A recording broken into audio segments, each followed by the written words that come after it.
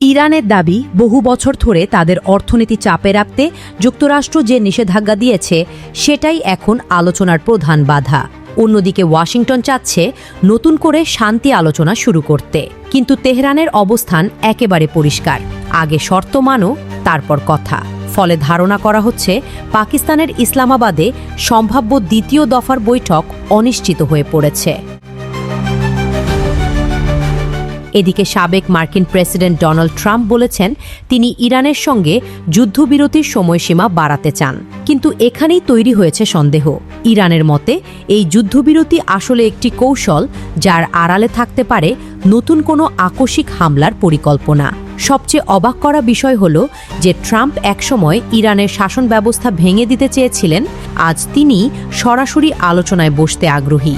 এমনকি প্রয়োজন হলে তিনি পাকিস্তান সফর করতেও প্রস্তুত। প্রশ্নটা এখানেই, হঠাৎ এই পরিবর্তনের কারণ কি? বিশ্লেষকদের মতে ইরানের হাতে হয়তো এমন কোনো শক্তিশালী অস্ত্র এসেছে যা এখনও পুরো বিশ্ব জানে না। সাবেক মার্কিন গোয়েন্দা কর্মকর্তা স্কট রিটার্ড দাবি করেছেন ইরান তাদের 60% সমৃদ্ধ ইউরেনিয়াম দিয়ে একটি নতুন ধরনের অস্ত্র তৈরি করে থাকতে পারে, যা সরাসরি পারমাণবিক বোমা না হলেও তার মতোই ধ্বংসাত্মক প্রভাব ফেলতে সক্ষম। কিন্তু শুধু অস্ত্র নয়, ইরানের সবচেয়ে বড় শক্তি তার ভৌগোলিক অবস্থান।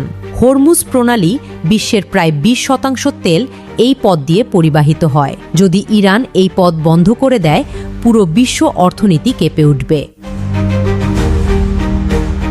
এদিকে তেহরানের এক অধ্যাপক সতর্ক করে বলেছেন সৌদি আরব, কাতার, সংযুক্ত আরব আমিরাত, বাহরাইন এবং কুয়েত এই দেশগুলোর মানুষদের নিরাপদ আশ্রয়ে চলে যাওয়ার পরামর্শ দেওয়া হয়েছে, কারণ যদি আবার সংঘর্ষ শুরু হয় তাহলে এই অঞ্চল পুরোপুরি যুদ্ধে জড়িয়ে পড়তে পারে। ইরান স্পষ্ট বার্তা দিয়েছে, এবার যদি আঘাত আসে তাহলে জবাব হবে দ্বিগুণ শক্তিতে। শুধু এক জায়গায় নয়, একসাথে একাধিক ফ্রন্টে আঘাত হানার প্রস্তুতি তাদের আছে। এখন সবচেয়ে বড় প্রশ্ন, ইরান কি সত্যি নতুন কোনো সুপার অস্ত্র তৈরি করেছে, নাকি এটা শুধু কৌশলগত চাপ সৃষ্টি করার খেলা? আর যদি যুদ্ধ শুরু হয় তাহলে বিশ্ব কি আরেকটি বড় সংঘাতের দিকে এগোচ্ছে? সময়ই দেবে এর উত্তর।